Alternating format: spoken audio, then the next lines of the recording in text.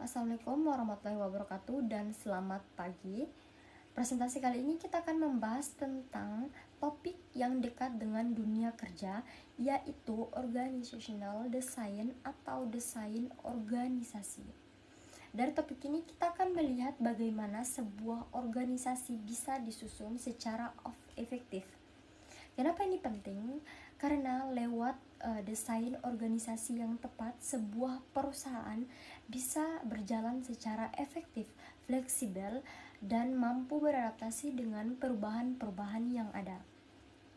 Maka dari itu, tanpa berlama-lama, saya akan mengajak kalian untuk membahas seputar topik ini bersama saya Tasyaria Andini dengan NPM 02042511, dengan partner kerja saya Alan Nuari dengan NPM 02042511-242. Oke, yang pertama yaitu six element of organizational design, di mana terdapat 6 desain organisasi, diantaranya 1.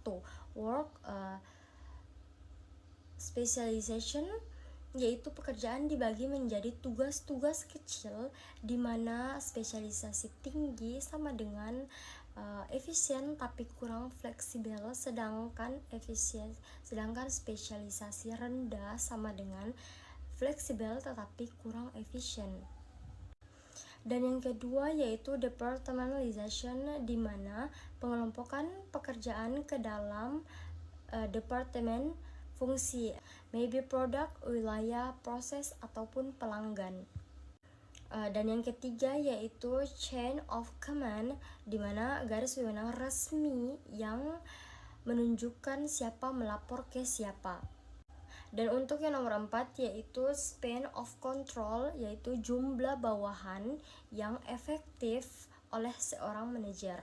Untuk poin yang kelima yaitu centralization versus decentralization, di mana sentralisasi merupakan informasi yang didapat dari atasan, sedangkan desentralisasi merupakan informasi yang diberikan ke level bawah.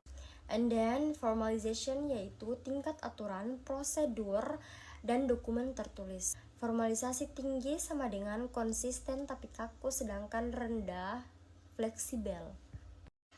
Baik, untuk slide kedua yaitu mechanistic versus organic structures, di mana mechanistic yaitu strukturnya kaku, aturannya jelas, hierarki tegas, cocok untuk lingkungan yang stabil, sedangkan organik yaitu lebih fleksibel, minim aturan, komunikasi bebas, cocok untuk lingkungan yang dinamis. Dan yang ketiga merupakan contingency factor affecting structures, di mana terdapat 4 faktor utama yang mempengaruhi pilihan struktur organisasi, di antaranya 1. Strategi. Strategi efisiensi lebih cocok dengan struktur mekanistik, sedangkan strategi inovasi lebih sesuai dengan struktur organik. Yang kedua yaitu size. Semakin besar organisasi maka semakin formal dan hierarkis atau mekanistik. Organisasi kecil biasanya lebih fleksibel dan sederhana. Contohnya yaitu organik. Yang keempat yaitu teknologi, di mana teknologi rutin dan stabil lebih cocok dengan organik. Sedangkan environment, lingkungan stabil mendorong struktur mekanistik. Sedangkan lingkungan dinamis dan penuh ketidakpastian menuntut struktur organik. Halo teman-teman, perkenalkan nama saya Anwari. Di sini saya akan melanjutkan pembahasan tentang organizational design, yang dimana pembahasan yang awalnya sudah dijelaskan oleh teman saya itu Tasyaria Andini, dan sekarang saya akan menjelaskan kelanjutan dari organizational design. Oke, masuk ke materi selanjutnya yaitu traditional organizational design option, yang dimana option pertamanya yaitu simple structure, yaitu dimana struktur organisasi yang sangat sederhana dan tidak formal. Pengambilan keputusan terpusat pada pemilik atau manajer utama, sedikit atau tidak ada pembagian departemen resmi.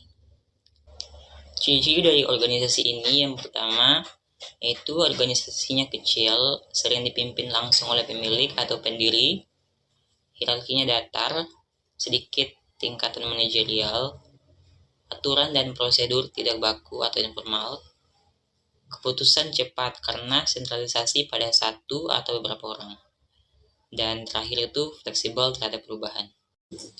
Option yang kedua yaitu functional structure, yang dimana organisasi ini dibagi menurut fungsi kerja atau keahlian, seperti produksi, pemasaran, keuangan, dan SDM.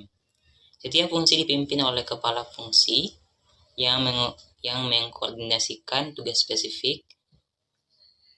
Yang cirinya yang pertama itu pengelompokan berdasarkan pekerjaan keahlian, standarisasi tugas dan prosedur di tiap fungsi, spesialisasi tinggi di masing-masing fungsi, dan terakhir biasanya lebih sentralisasi pada level manajemen fungsi. Masuk ke opsi yang ketiga yaitu divisional structure, yang dimana organisasi ini dibagi menjadi unit atau divisi yang masing-masing bertanggung jawab atas produk, wilayah geografis, atau segmen pelanggan. Setiap divisi punya fungsi lengkapnya sendiri, produksi, pemasaran, dan lain-lain, dan sering bertindak seperti perusahaan kecil di bawah holding. Ciri dari divisional structure ini yaitu pengelompokan berdasarkan produk, lini bisnis, wilayah, atau segmen pelanggan. Yang kedua itu masing-masing divisi memiliki laba rugi sendiri. Dan terakhir itu duplikasi fungsi antar divisi, yang dimana tiap-tiap divisi punya tim pemasaran sendiri. Oke, masuk ke penjelasan selanjutnya itu organizing for flexibility in the 21st century. Adalah konsep pengorganisasian dalam manajemen modern yang menekankan pentingnya struktur organisasi yang adaptif, responsif, dan fleksibel terhadap perubahan lingkungan bisnis pada abad ke-21. Tujuannya agar perusahaan mampu bertahan, bersaing, dan berinovasi di tengah perkembangan teknologi, globalisasi, dan dinamika kebutuhan pasar. Nah, intinya perusahaan tidak lagi kaku memakai struktur hierarki tradisional, melainkan mengatur kerja dengan berbagai bentuk fleksibilitas, tim, proyek kerja, jarak jauh, jam kerja, fleksibel, hingga tenaga kerja kontrak. So, organizing for flexibility in the 21st century adalah upaya organisasi untuk menyesuaikan diri dengan tantangan dan perubahan di era modern. Ada beberapa bentuk fleksibilitas yang biasa diterapkan di perusahaan, antara lain menekankan kolaborasi komunitas langsung dan keputusan lebih tepat. Yang kedua yaitu matrix project structures, di mana karyawan bisa punya dua atasan, misalnya manajer fungsi dan manajer proyek. Cocok untuk proyek kompleks tapi rawan konflik kewenangan. Yang ketiga yaitu boundaryless organization, yang dimana menghilangkan batas hierarki atas bawah, antar divisi, bahkan dengan pihak eksternal. Fokus pada keterbukaan dan kolaborasi luas. Yang keempat yaitu telecommuting, di mana bekerja jarak jauh dengan teknologi, fleksibel, hemat waktu dan biaya, tapi bisa mengurangi interaksi sosial langsung. Yang kelima itu flex time, job sharing, and compressed work weeks, di mana pengaturan kerja fleksibel, jam kerja bisa diatur, berbagai pekerjaan, atau kerja lebih lama tapi hari lebih sedikit. Dan ini mendukung keseimbangan kerja hidup. Yang terakhir itu contingent workforce, menggunakan tenaga kerja kontrak atau freelance sesuai kebutuhan, lebih hemat dan fleksibel tapi kurang stabilitas jangka panjang. Nah, itu saja kurang lebih penjelasan tentang organization design dari saya. Jika ada salah kata, mohon dimaafkan. Saya tutup dengan ucapan Assalamualaikum warahmatullahi wabarakatuh.